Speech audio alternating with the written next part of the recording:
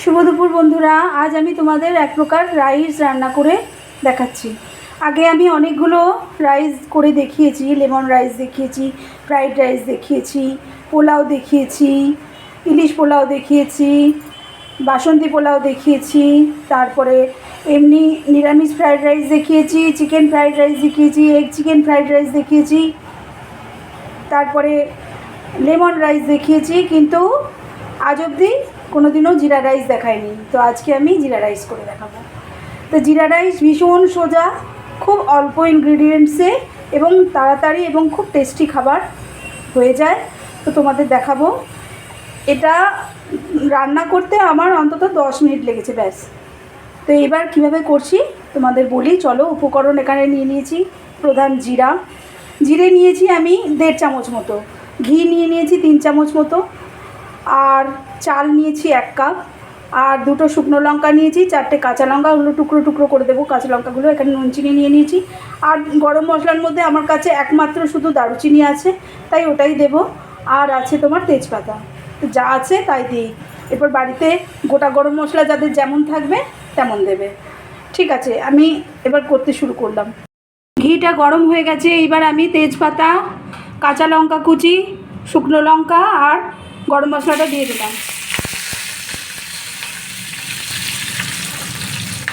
তার সাথে একবারে জিরেটাও দিয়ে দিলাম।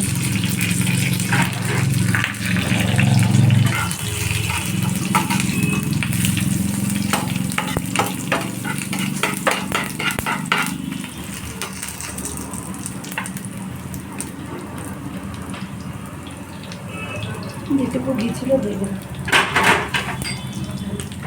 এইবার জিরেটা লাল লাল হয়েছে, নুন আর চিনি মাখানো চালটাও দিয়ে দিলাম।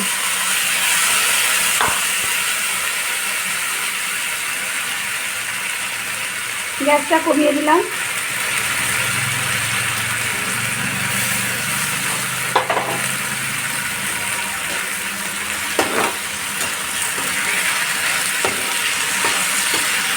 আর কিচ্ছু করার নেই, এইবার শুধু এটাকে নাড়তে হবে, কারণ নুন চিনি দেওয়াই আছে, জিরেও দেওয়া হয়ে গেছে, গরম মশলাও সব দেওয়া হয়ে গেছে।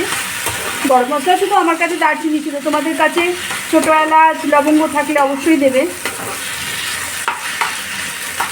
এতে কারি পাতাও দেওয়া যায়, বাট আমি কারি পাতা দিইনি। এটা একটু নেড়ে খালি, আমি তো এক কাপ চাল নিয়েছি, সেহেতু আমি 3 কাপ জল দেবো। এই কোয়ান্টিটিতে করতে হবে।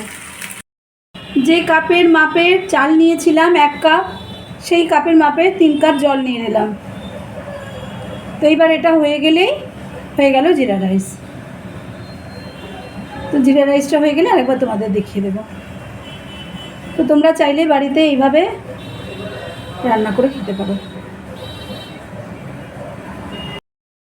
এই দেখো, 10 মিনিটের মধ্যে জিরা রাইস কমপ্লিট।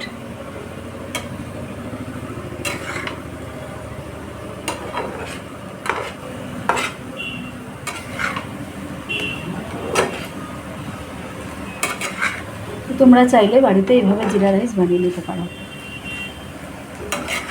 খেতেও সুস্বাদু হয়। এটা পনিরের সাথে, মাংসের সাথে, চিকেনের সাথে, কিংবা যেদিন তুমি নিরামিষ খাবে মনে করলে আলুর দমের সাথে, সব দিনই ভালো লাগে।